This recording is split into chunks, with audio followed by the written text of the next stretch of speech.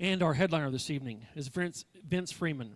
Since studying industrial design and visual communications, Vince has spent over 20 years in that industry instructing, speaking, writing, and consulting regarding the use of technology in communication and in the visual arts. Vince enjoys creative problem solving and empowering and encourage others to become everything they can to obtain their goals, their goals and dreams. He's had a privilege of being involved in a number of new and promising startups.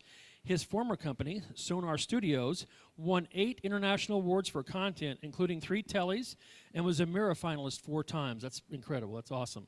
Recently, he's been a partner and CEO of Gear Marketing and a specialist in inbound digital strategy. And for the last 4 years, he's been the interim president and CEO of the local craft cocktail elixir company. There's never a bad day there. Wilkes and Wilson. He's also working very hard to be the coolest grandpa ever. Vince once jumped off a 65-foot cliff and went parachuting in the same year to overcome his fear of heights. To this day, Vince proudly says that he's deathly afraid of heights. Let's give a warm Sparks welcome to Vince Freeman. All right, thank you.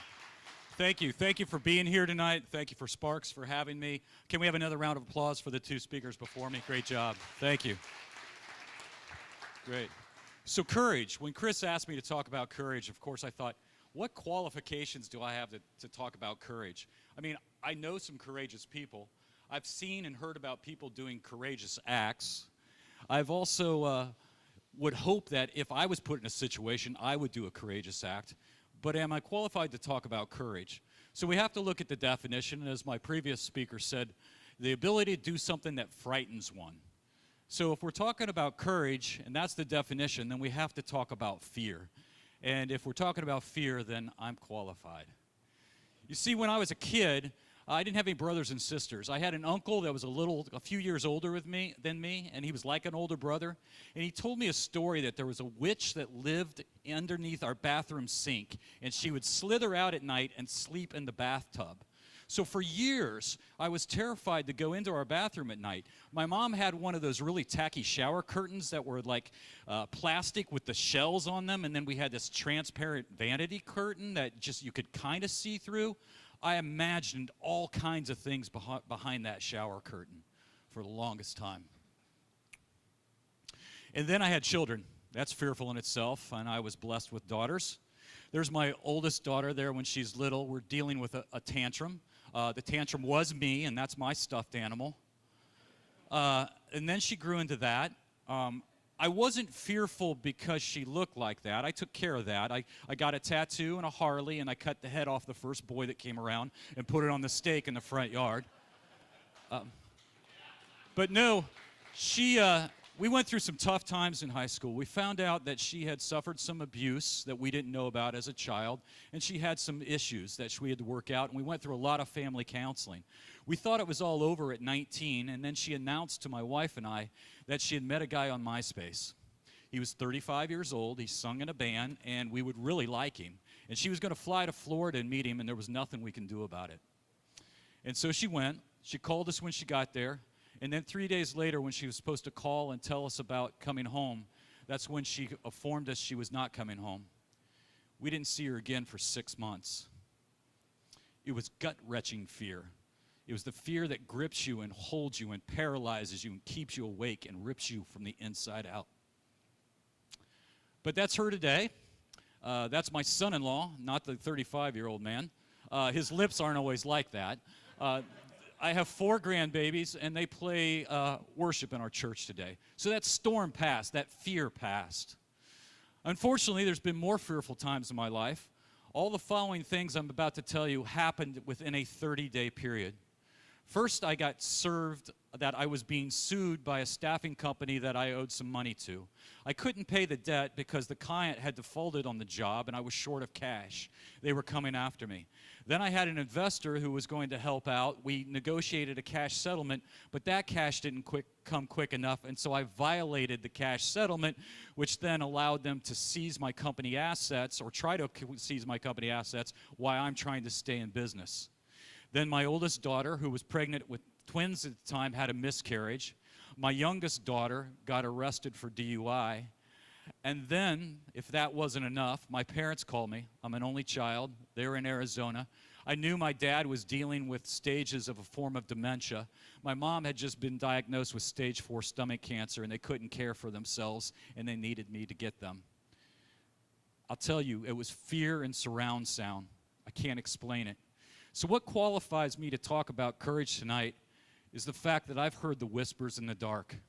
I'm sure you've all heard them too. You know, the ones that wake you up at 1 a.m., 2 a.m., they say you're not good enough, that you can't provide, that you can't take care of your family, that you can't protect them, that you're not going to survive. I was with some friends down in Florida, and one of them is a sailor, and he had sailed a boat across the Atlantic with his family to Europe. And we talked about this concept of open water. And we realized that you could take some people and put them in open water, and they would panic. How do I see shore? How do I get to shore? I'm going to drown. I'm going to be lost. Or you could take other people and you can put them in open water, and they look around, they say, I can't see land anywhere. I can go anywhere. So what I'd like to do tonight is I'd like to share with you some observations I've made about fear in my own life. First of all, fear lies. Fear distorts the facts and retells the story with a negative ending. It's all the things that were behind the shower curtain that I never pulled back. Then to combat it, those lies then can become an attitude. There's actually some neuroscience there. When we embrace a thought, and it is a fearful thought, it goes into our cerebral cortex and kicks in our whole fight or flight mechanism. So we begin creating adrenaline, which creates anxiety. And then, furthermore, I don't know what it is, I don't know what causes that, but it attracts others who are in the same state of mind. I'm sure you've had that. You've sit around talking about how bad life sucks, how you're getting screwed, and how fearful you are. And then all that breeds a culture or a lifestyle of panic. We get comfortable living that way. We experience so much panic and fear in our own lives striving for success that we begin to think it's the norm. And we give it this great righteous name. What do we call it? Anybody? No, we call it survival, right? Well, if you remember anything I say tonight, I want you to take away one thing, please. Surviving is not thriving. Say that with me. Surviving is not thriving. One more time. Surviving is not thriving. All right, let's put ourselves in open water one more time. First of all, how you are is not who you are. Fear, depression, anxiety, they're just gauges on the boat, man. They're not who we are. Just because my gas gauge says that I only got a quarter tank left doesn't mean I'm running out of gas. Assess what you have. I've learned in my own life that I cannot feel fear and thankfulness at the same time. So when I feel those walls of fear closing in, I do an assessment of everything I have. My kids, the love of my family, my house. Remember the previous storms. We go through a lot of storms in life. When you're going through one, look at the ones you've been through. I look back on them, they were never as bad as what they thought they were when I was in them. And I survived them, and I know I can survive the next. Look to the stars for guidance. There are things bigger than us than our circumstances. For me, I just happen to be a Christian. I have my Christian faith. So obviously that belief in a creator has helped me realize there's something bigger than what I'm going through. But whether you believe in a God in heaven, or you believe in a cosmic universe, or you believe that there's just power and money, I would argue that there is something bigger in you, outside of you, and bigger in your circumstances that you can get through. I mentioned that I have some friends that are courageous, and I'd like to share one of them with you. This is my friend Andrew. Andrew is in England. This was taken in 2014. At that time, he was a consultant, a senior account manager. He worked with big software companies like Amadeus and Vodafone. He traveled the world. He'd been in more countries than there are states in this country. He spoke 5 languages fluently. He was a husband and a father to 2 kids. This is Andrew today, just 4 years later. He was diagnosed with Lou Gehrig's disease in 2015. He lost his ability to walk in 2016. He lost his ability to speak and use his hands and arms in 2017. He He lost the ability to eat through his mouth in 2017. Obviously, this disease is going to kill Andrew. But you know what? He didn't decide to just survive. He decided to thrive. So since his diagnosis, when he found out he had the disease, he started a blog in 2015.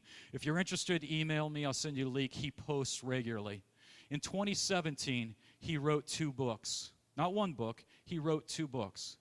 Now, what we've just learned about Andrew, folks, he wrote them with his eyes. He wrote 2 books with his eyes. He knew that surviving was not thriving. He chose to survive. So if I leave you with anything today, I hope that you realize in those storms of life, if you're feeling that panic and that stress and that anxiety, please know surviving is not thriving. That's not what we're called to do. We're all called to open water. And when we're in open water, you're not going to drown. You can go anywhere. Thank you very much.